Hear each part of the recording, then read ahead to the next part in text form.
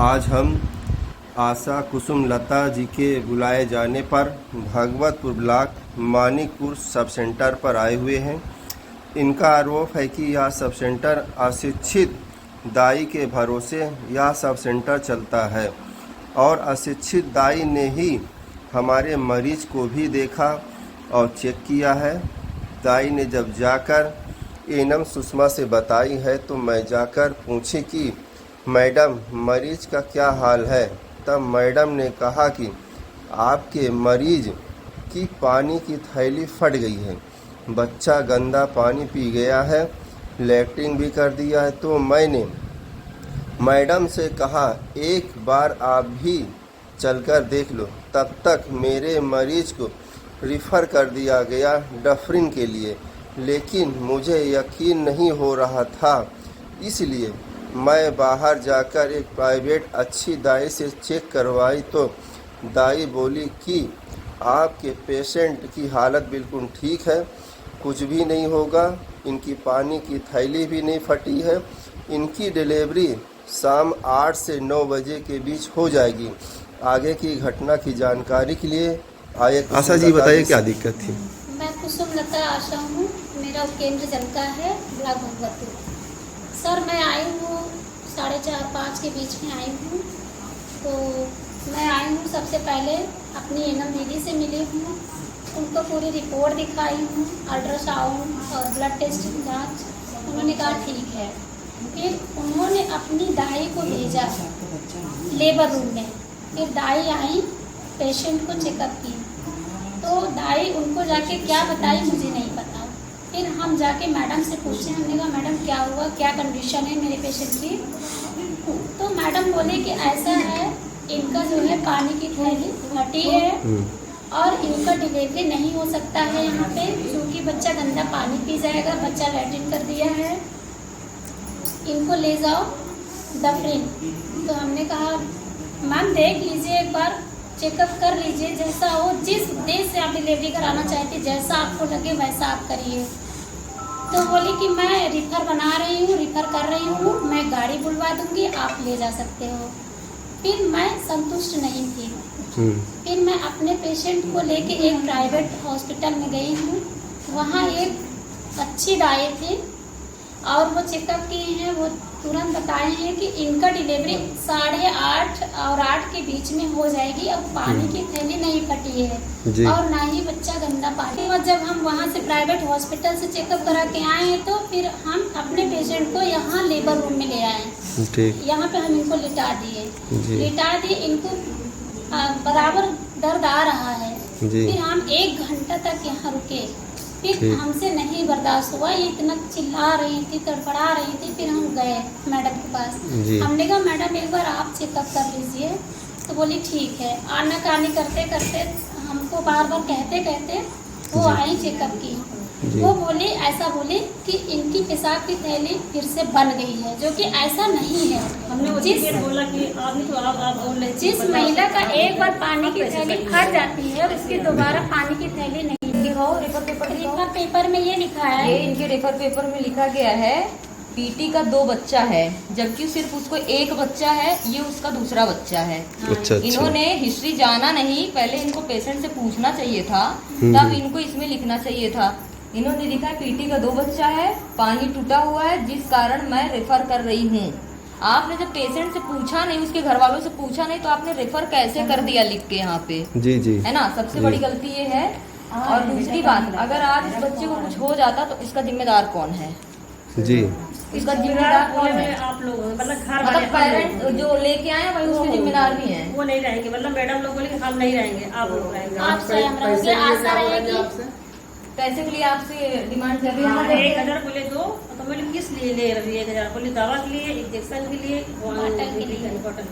अच्छा, होटल चढ़ाने के पैसे आपसे लिया गया? हाँ लिया गया नहीं, लिया गया। मैं इनसे बाजी से इनसे पूछी, बोली कि नहीं देना तुम पैसे, तो हमने नहीं दिया। इन DM से बात की, हमने कहा सर ये रिफर पेपर बन गया है, हम क्या करें? अब डफरिन में मेरा पेशेंट जाना नहीं चाहता, अगर प्राइवेट में ले जाते हैं तो आप लोग दबाव डालते हैं। बोले हाँ मत ले जाओ। बोले कुसुम जी हम एक नंबर दे रहे हैं, आप बात कर लीजिए। HEO का नंबर दिए हैं। HEO? हाँ। बोले ले जाओ मैं वहाँ उससे से। बात- मैं बोली कि मैं- नहीं, जैसे आप करते वहाँ भी सरकारी डॉक्टर है, वहाँ कौन सी इलाज होता है, जैसे आप करेंगे वैसे वो भी करेंगे। अच्छा, एचओ सर ने क्या बात बताएं? मैं उनसे बात की, मैं पूरी हिस्ट्री बता दी। हमने कहा सर, तब रिफर पेपर में पढ़ी नहीं थी। मैं ये बोली हूँ कि सर रिफर बना दी है मैडम, और हमारा पेशेंट जाना नहीं चाहता है। तो बोले अच्छा। मैडम जाना नहीं चाहता, फिर भी आप उनको ले जाइए, आप वहीं डिलीवरी करवाइए, क्योंकि उनकी पानी की थैली फट चुकी है तो दिक्कत होगा, बच्चा गंदा पानी पी लेगा। अब एचओ सर देखें ना, आकर के पता करें कि कैसे उसको दोबारा पानी की थैली बन गई है। मुझे ये जवाब यही चाहिए बात अपने मैं स्वास्थ्य वही विभाग बात से। एचयू सर बोले कि हमको मैडम से बात कराइए। मैडम से उन्होंने क्या बात की है मुझे नहीं पता। फिर उसके बाद में दीदी बोली कि ऐसा है, आईसीयू सर भी मुझे कह रहे हैं मैं रिफर बना दी हूँ, तुम ले जाओ जैसी तुम्हारी मर्जी। अगर तुम डिलीवरी करवाना चाहती हो तो साइन करो, तुम जिम्मेदारी लो तो साइन करो। जब आपने बच्चे को मांगा तो मैम क्या बोली? हम नहीं न्यौछावर वो बोले कि चलो अपना वहाँ दो लो, न्यौछावर करो, तब बच्चा ले जाओ। शावर कितना मांगे आपसे? अभी तो मतलब डिमांड नहीं करे थे। अब जब वहाँ जाते, हमने किसी एक बार नहीं गए, हम नहीं जाएंगे, देखते हो कब तक बच्चा नहीं देते। तो हम भाभी पूछे, भाभी घर अभी नहीं ला। लेकिन ये उनकी जिम्मेदारी बनती है कि 1 घंटे के अंदर बच्चे को माँ का दूध पिलाना है। आप न्यौछावर बाद में ले लीजिए, उनका बच्चा दीजिए पहले ना। पहले ऐसा यहाँ नहीं होता था। जब बच्चा मतलब अभी मतलब बच्चे को नहीं दे रही थी, मान लेकर कि बच्चे को कुछ हो जाए तो उसकी जिम्मेदारी कौन लेगा? तो उसकी जिम्मेदारी वो बोल रही है कि जो घर के लोग हैं उनकी जिम्मेदारी है। हम क्या करें, बस यही बहाना बता देते कि बच्चा गंदा पानी पी जाता है, ऐसे होता है। हाँ, ये सब बहाना जब बता बच्चा देते। डिलीवर 1.5 घंटे हो गए हैं डिलीवरी के बाद भी बच्चा माँ के पास नहीं आया है। मतलब 1.5 घंटे हो गए, बच्चा नहीं आया। बच्चा नहीं आया, अभी आया है बच्चा जस्ट जवाब 2 घंटे पे। 1.25 घंटे पे बच्चा माँ के पास आया। अभी तो ये बोल रही थी कि बच्चा गंदा पानी पी गया है, कुछ हो जाएगा, ये हो गया। तो क्या ये नहीं समझ रहे कि बच्चा अगर गंदा पानी पिया है तो उसको हम पहले माँ के पास लेके आए? तो माँ के पास बच्चे को क्यों नहीं किया? ये सुषमा देवी जो है एनम, रात भर इनकी ड्यूटी थी। ये आज पूरी रात ड्यूटी में नहीं थी, और रेणु दाई के भरोसे 5 डिलीवरियां रात में हुई है, जो 5 ने फोन मुझे रात में किया है। 5 केसों का, एक माया देवी थी, खतीजा देवी थी, 3 और केस था। सभी ने फोन किया कि दीदी यहाँ ये प्रॉब्लम है, आ जाओ। रात की वजह से हम नहीं आ पाए, लेकिन सबकी कंडीशन यही थी कि दाई ने डिलीवरी कराई है, मैडम अपने घर में आराम से सो रही थी। तो यही बात एक बार पहले हुआ था तो ऊपर आदेश किए थे आप लोग? हम लोगों ने सीएमओ को ज्ञापन दिया और क्या बोले? कार्रवाई होगी, जांच बैठ रही है। लेकिन क्या मैं पूछना चाहती हूँ कि क्या हमारे अपने अधीक्षकों से क्या कोई पेशेंट या प्रसूता या जच्चा या बच्चा कोई यहाँ मर जाएगा तब संज्ञान में ये लोग लेंगे? और दूसरी बात सुनिए, अगर यही सब चीजों की आवाज उठाते हैं, अब भाई मैं यूनियन से जुड़ी हुई हूँ और मैं इस समय आपने जब कंप्लेन किया था कितने दिन हो गए? हमने कंप्लेन अभी समझ लीजिए अप्रैल में किया, अप्रैल के बाद 27 जून को किया, और इसके बाद अभी मैं 7 अगस्त को करके आई। कुछ हुआ? कुछ नहीं हुआ। और देखिए मैं यूनियन से जुड़ी हूँ और अपने आशा वर्कर्स उत्तर प्रदेश आशा वर्कर्स यूनियन की मंडल अध्यक्ष हूँ। मुझे 4 मंडल देखना है, और जिसमें किसी भी महिला को, किसी भी हमारी आशा बहन को कोई प्रॉब्लम होती है तो वो मुझे आधी रात को भी फोन करती हैं।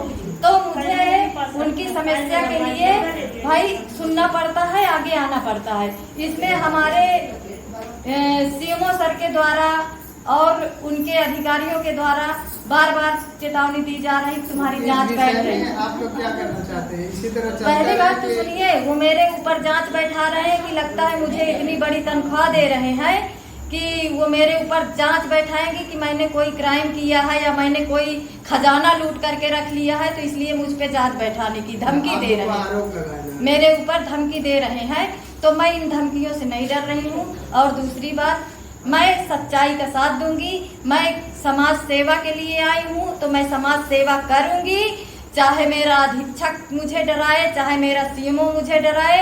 मैं इस बात को आवाज उठा के रहूंगी, और मैं कह रही हूँ कि जितनी भी जांच बैठाना हो जांच बैठा ले, मैं अपने सच्चाई पे कार्य करूंगी और करती रहूंगी। यही बात है मेरी।